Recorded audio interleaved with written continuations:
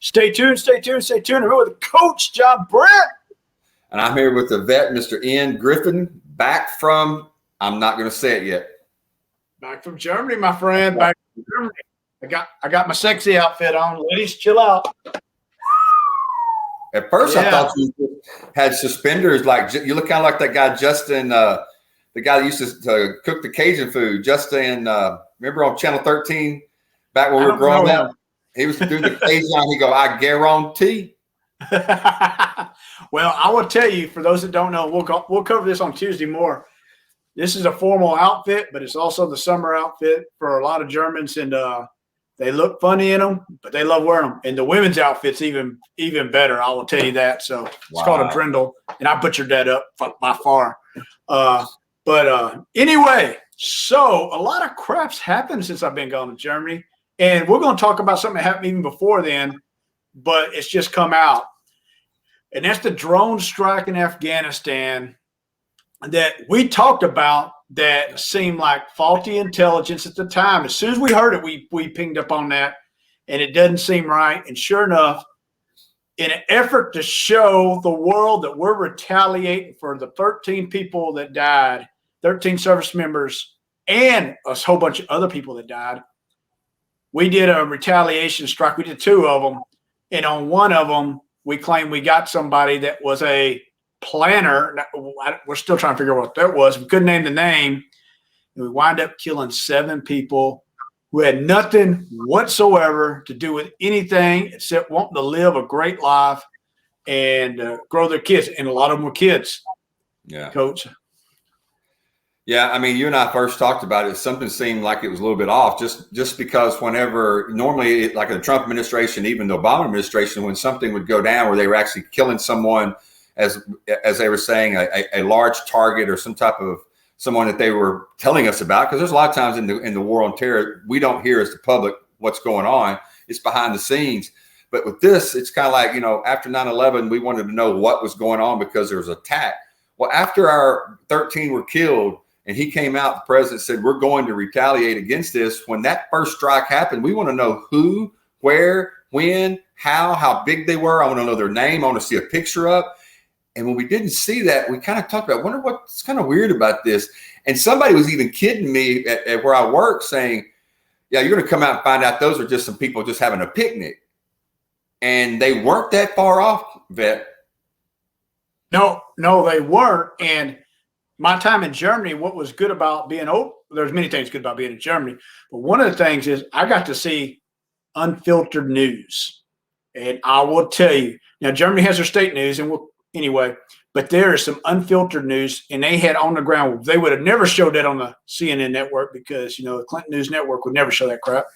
They would never show that on NBC, and they would never show that on ABC or CBS because they could not go against the guy that they stood up.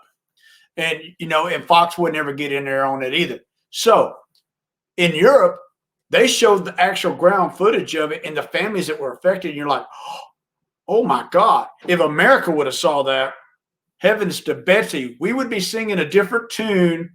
And whether Nancy liked it or not, there'd be people forcing her to walk those articles of impeachment across the damn hall right then, to be quite frank with you.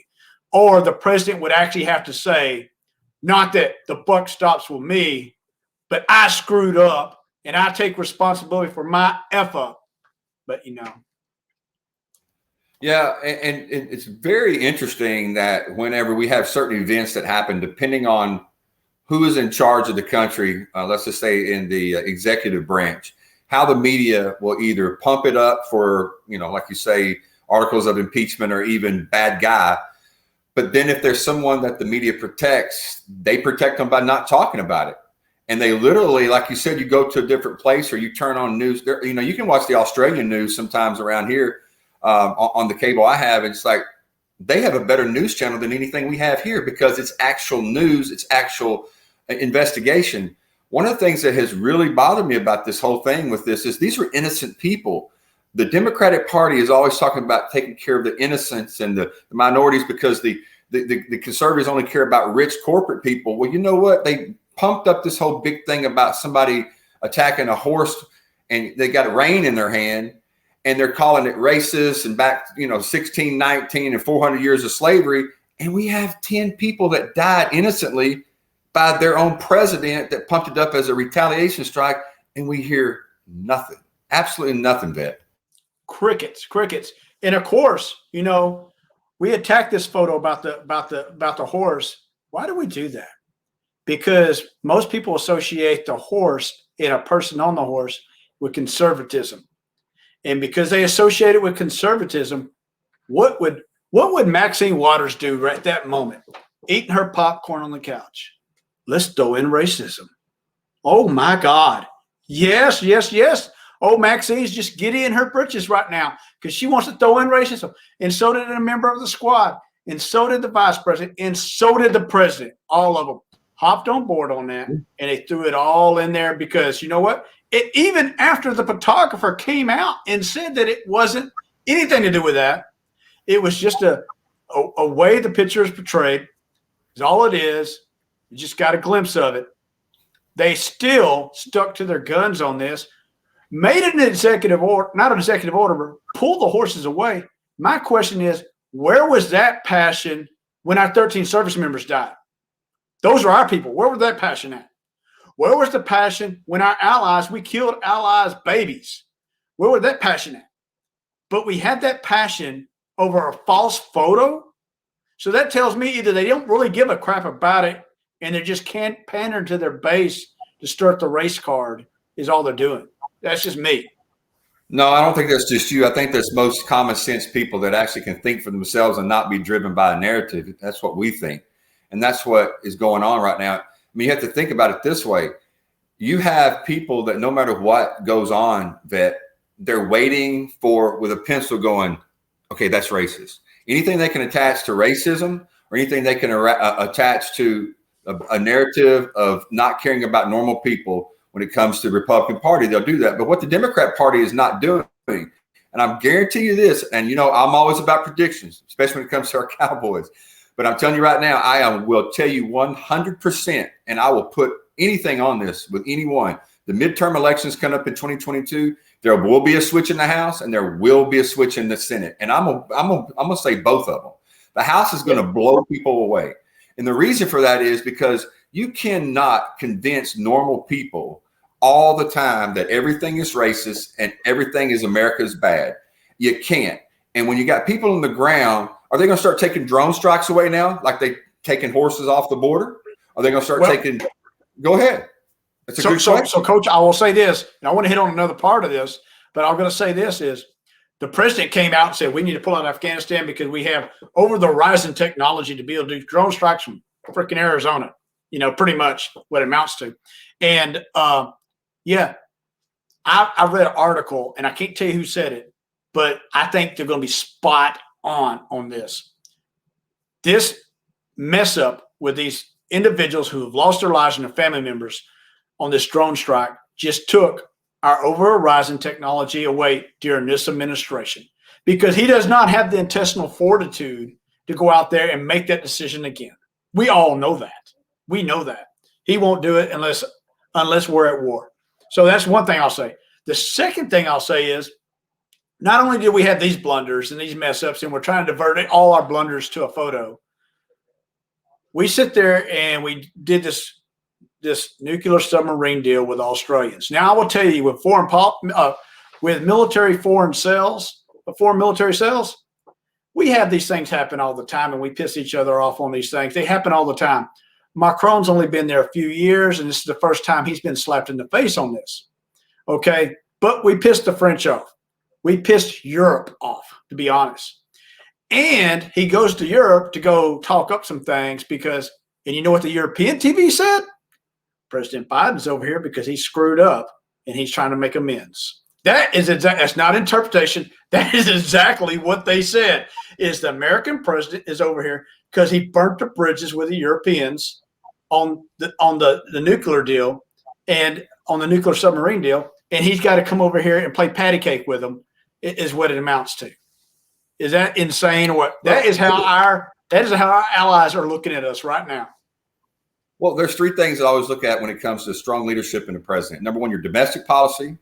Number two, your foreign policy. And number three, your border security. Those have been huge in the last three elections. I mean, what, you think President Trump would have ever got elected if the border was already secure? No, the immigration was one of the biggest reasons that he got elected. And all three of those, he's failing. Our foreign policy, we are a joke in the world right now. We had President Trump, and I'll be honest with you. No matter what you say, President Trump was not the best foreign domestic president of all time. But at least he created some fear in people that could make decisions to do something negative against us. And sometimes, I don't know if in anything, the fear factor works. And our domestic policies, are you kidding me? They can't even get anything done. It's kind of like the Republicans couldn't get anything done against Obamacare. Now, these fools are having all the bodies that they have, from the legislative branch to the executive branch, and they can't even get anything done with anything. It's the same kind of blunder that happens because of what we talk about all the time, Vet. One word: politics. And when politics are involved, you can forget about the country, you forget about the 13 soldiers, forget about Afghanistan women, forget about what really is going on with the Haitian guys and the border, and it's about what's best for my party to try to stay in power. And that's what's going on with the Biden administration. He's no different than any other. But what he has done is he's got blunders left, right, all over the place. And I asked somebody the other day that loves Biden, name one thing that you can say since he's coming off as January 20th that he's done positive for the United States of America or the world. And I'll wait. And I still hadn't got it. Yeah, we hadn't gotten none of that. And so because of all these blunders, what's the one thing he's hung his hat on besides his photo? The one thing he's hung his hat on is COVID. I'm going to be the rescuer of COVID because my predecessor gave me 2 vaccines, and I'm going to figure it out, But anyway, so this is how out of touch he is. The NDAA, the National Defense Authorization Act, comes out every year. They have to do a budget and they have to sign off on it. So in there, what's happened in regards to that is the White House wants to go against what they recommend for those who refuse to have the COVID vaccine in the military. He wants them to receive a dishonorable discharge. So I gotta clarify this, and this is how out of touch he is you have an honorable discharge, which most soldiers receive. You have other non-honorable. Well, before that, you have a general, then you have other non-honorable, then you have a bad conduct discharge, and then you have a dishonorable discharge, which is held for the most grievous acts. So I'm going to read out of the manual of court martials. There's 156 articles in there, but only 78 through 140 or 132 or 146, I can't remember, are punitive, meaning you can be punished for it. But the maximum punishment for failure to follow a lawful order or regulation is a dishonorable discharge and forfeiture of all pay and allowances and confinement for 2 years. That is the maximum for the most grievous order. So, but that is normally what you would consider an order that is detrimental to things. For a violation to obey an order other than lawful orders, maximum punishment is bad conduct discharge. So he wants to throw it, and with that is confinement for 6 months. That is the maximum punishment. And then there's for dereliction duty, you can get 3 months. In a willful dereliction duty, you can get 6 months, but also a bad conduct discharge. But he wants to throw it in the most grievous one, which is 2 years in bad conduct discharge. So you refuse to have the COVID vaccine, so you get 2 years in a dishonorable discharge. Why would you do that? Because the reason why they're disagreeing with it is because you as a president has not convinced the American public that it's safe enough. That is your job as a leader, is to do that, not to divide. And I just came from Germany, where I've seen many people who disagree with it, and there's many people who do agree with it. And the difference is there's not a lot of people going, ooh, he's bad because he doesn't get the shot, or ooh, he's good because he does get the shot. There's not a lot of that really going on, where that is in our country. And that stems from that platform that he stands behind, that every time he talks has been about this. So, but what I see with this whole thing about it, I don't even think he gives a rat's ass about it. I think this is nothing more than the photograph. It's a diversionary tactic to say they're not talking about Afghanistan. Thank God that 911 moment didn't work out for me. They're not talking about the people I killed and I got blood on my hands. Thank God. They're not talking about the people who we just did a drone strike, and I definitely am responsible for that too. And we're not talking about that I gave up energy independence and the southern border and all these other blunders. I really think that's all this is it's I can get movement on it, and nobody's really going to beat me up because nobody's going to pay attention to it too much, but it's a positive for me because nobody's really going to do anything. That's what I think, to be honest with you, Coach. Well, it comes back to President Biden is placating to the base, and his base is a very much to a middle of the moderate to psycho, what I call leftist ideology. And that's scare everybody that the reason that the vaccine, or excuse me, that COVID is rampant is because the unvaccinated Southern Texas, Alabama, Mississippi, Florida, redneck, racist, Confederate flag carrying people are keeping the COVID alive. Then when the narrative comes out that, okay, the vaccinated people now are spreading the virus, just like the unvaccinated. Well, yeah, but it's just a little bit less. And then, well, they're not getting as sick and not being in hospitals. Well, they're getting sick and they're getting in hospital. They're just not dying as much. Well, the difference of dying as much and getting as sick is such a less than 1% difference. We're in a pandemic. Quit shaming people. The president is only doing that because it makes the base happy, because it tries to keep the politics going of, we really care about America, and these redneck people only care about keeping racism from 175 years ago going. And to be honest with you, he should stop that mess. He should just say, you know what? Come on, man, and whisper to the camera. Come on, man. Let's stop all this and let's work together. The biggest joke he ever said in any of the debates, and you've hit on it more than once, is I'm the unifier. Almost like he's putting the Clinton finger up. You haven't unified anything. If anything, you've divided more in the last 8 months than the last 12 years. Because what you've done is not only do you have the Obama division that was there, you have the Trump division that was stoked. And what you've done is you've wrapped all of that into a new ball of shame and making people feel like they can't be Americans unless you take a shot, believe that a pullout was done correctly because we should have done it 20 years ago anyway, and that the border, oh my God, let many people come as you want to because you just can't whip people with the reins, forgetting that the problem is not the reins and the horse. The problem was the guy came here illegally and was pulling on the horse. Yeah, it's like somebody running, trying to break the police cars' lights off the top, and you get mad at the police officer because he drives off. So Coach, I will say this is, you talked about the unifier. And we all want the president to succeed because it affects all of us. It truly does. And I've heard so many people say Trumpers this and Trumpers that. I ain't heard too many Trumpers say crap, to be quite honest with you. I voted for Trump. That don't make me a Trumper, but I ain't heard them say a whole lot. But what I do know is there was a lot of people that did not vote for President Biden that was waiting on January 20th for him to unify our country. They were waiting for that. And this is the kill point on all this. He's had an opportunity. How many times to unify us? He's had an opportunity with January 20th. All he had to do is put partisan politics aside for 5 minutes, say a goddamn speech, and unify us. And he couldn't even muster the courage to do that. He could have done it with Afghanistan. Hey, guys, it didn't go how I planned, okay? It really didn't. I kind of messed up. I owe some families more than I can ever give them. And but we're going to right this wrong. Wow, dude, if you would have just said that. But no, none of that. You don't get none of that because he is too busy blaming. What did he blame? The mental responsibility belongs to me. That's not what he said. The buck stops with me.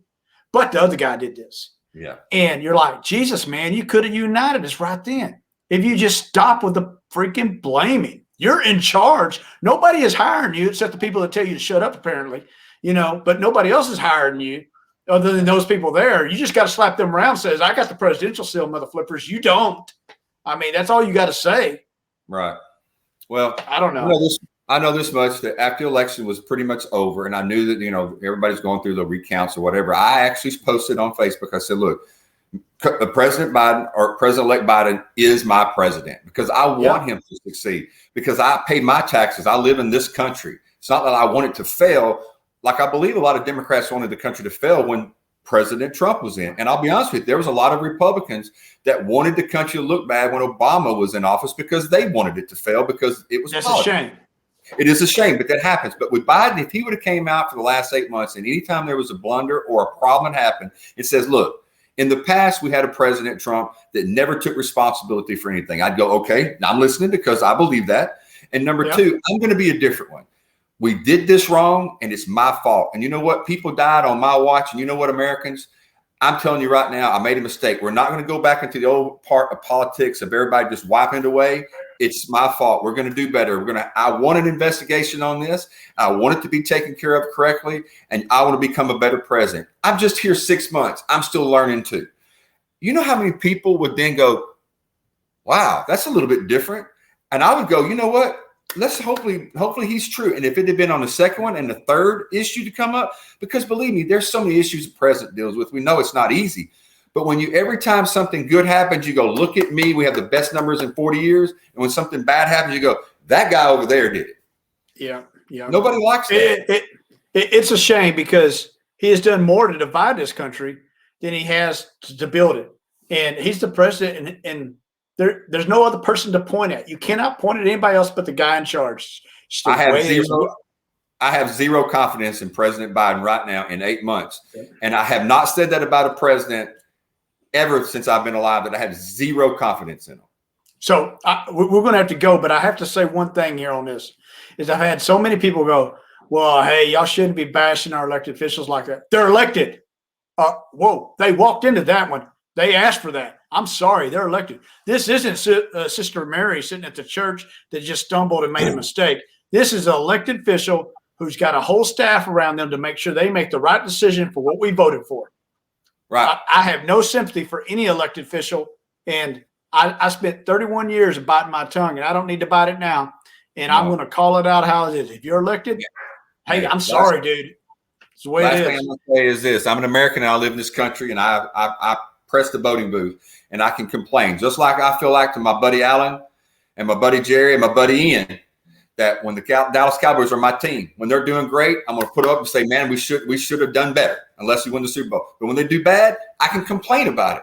But I still love the Dallas Cowboys. I still love my country, but I want it to be the best NFL team, and I want it to be the best country in the world, the United States of America. I'm not going to pull back. All right, so we got to go from the coach to the vet. Stay tuned, stay tuned, stay tuned.